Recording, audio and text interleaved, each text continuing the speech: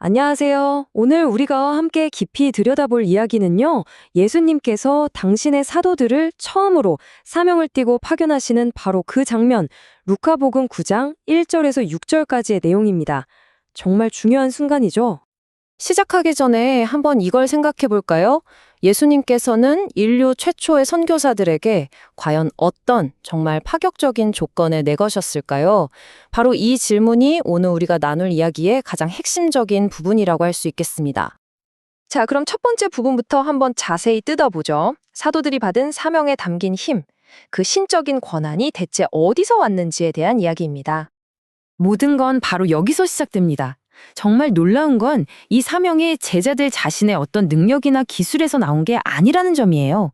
전적으로 예수님께서 직접 그야말로 초자연적인 힘과 고난을 주셨기 때문에 가능했던 일이라는 거죠. 그럼 이 엄청난 힘을 가지고 도대체 뭘 해야 했을까요? 사명의 최종 목표는 바로 하느님 나라를 알리는 거였습니다.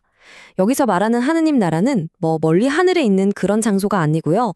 하느님의 뜻이 이 땅에서 이루어지고 그분의 선한 다스림이 바로 우리 세상 속에서 진짜 현실이 되는 상태를 의미합니다.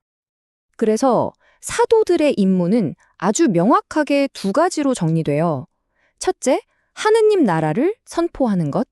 그리고 둘째, 아픈 사람들을 고쳐주는 것. 그러니까 말과 행동이 하나로 딱 결합된 그런 사명을 받은 겁니다. 결국 사도들의 사목 활동이라는 건 그냥 인간적인 노력만으로 되는 게 아니었던 거죠.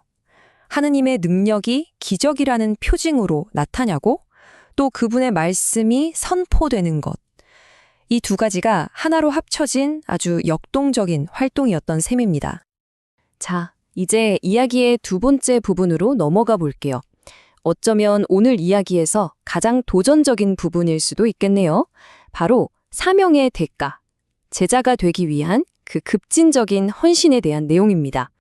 예수님의 이 말씀을 한번 보세요. 정말 놀랍지 않나요? 지팡이도, 자루도, 땅도, 돈도 안 되고 심지어 여벌옷 한 벌도 가져가지 말라고 하십니다. 아니, 여행에 꼭 필요한 최소한의 것들인데 이건 상식적으로는 정말 이해하기 힘든 아주 급진적인 요구죠. 아니, 도대체 왜 예수님은 제자들에게 이렇게까지 극단적인 요구를 하셨을까요? 그냥 고생시키려고 하신 건 아닐 거잖아요. 여기에는 아주 깊고 중요한 신학적인 의미가 담겨 있습니다. 그 핵심은 바로 이것, 섭리에 대한 온정한 의탁입니다.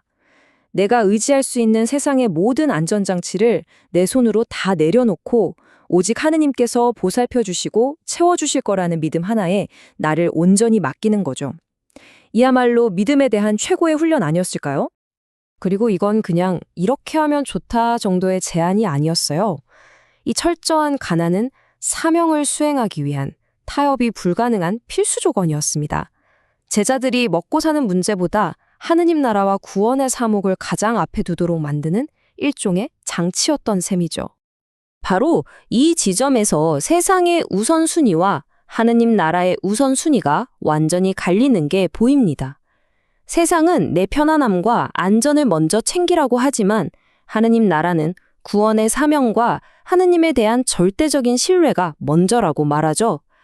예수님께서는 우리에게 완전히 다른 세상의 방식을 요구하신 겁니다. 그럼 만약에 사람들이 복음을 받아들이지 않으면 어떻게 해야 했을까요? 예수님은 거절당했을 때 어떻게 행동해야 하는지 명확한 지침까지 주셨습니다.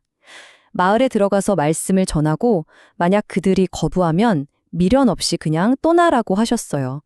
떠날 땐 상징적인 행동으로 발의 먼지를 털어버리라고 하셨죠. 여기서 발의 먼지를 터는 행위는 기분 나빠. 이런 개인적인 감정 표현이 절대 아니에요. 이건 하느님 나라가 바로 당신들 곁에 왔는데 당신들이 그걸 거부했습니다. 그리고 그 선택에는 책임이 따릅니다. 라는 사실을 알리는 아주 엄숙하고 예언적인 경고의 메시지였습니다.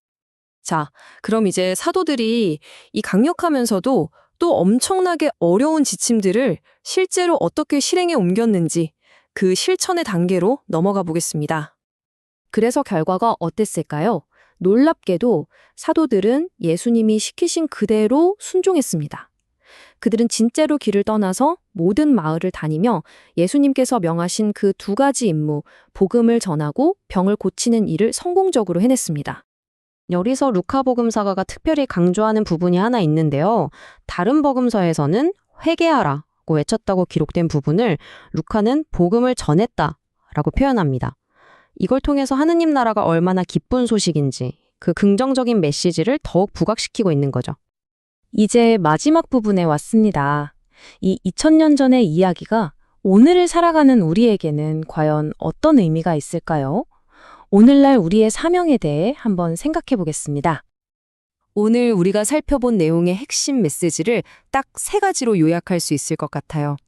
첫째, 진짜 사목은 내 능력이 아니라 하느님의 신적인 힘에서 나옵니다. 둘째, 그 사목은 세상의 안전을 포기하는 급진적인 헌신을 필요로 합니다. 그리고 마지막 셋째, 우리는 하느님의 섭리에 절대적으로 신뢰하고 의탁해야 한다는 겁니다. 결국 사도들이 모든 걸 버리고 떠나라는 부르심을 받은 건 그냥 그 시절 그들만의 특별한 이야기가 아니에요. 이건 신앙을 따르기로 한 우리 모두를 위한 근본적인 가르침입니다. 바로 지금 내 삶에서 내가 무엇을 가장 중요하게 여기고 있는지 그 우선순위를 다시 한번 돌아보게 만드는 아주 강력한 메시지인 거죠. 자, 그럼 오늘 분석을 마무리하면서 마지막으로 이 질문을 여러분께 던져봅니다. 오늘 나의 삶에서 하느님을 온전히 신뢰하기 위해 내가 내려놓아야 할 짐은 과연 무엇일까요? 한번 깊이 생각해 보시면 좋겠습니다.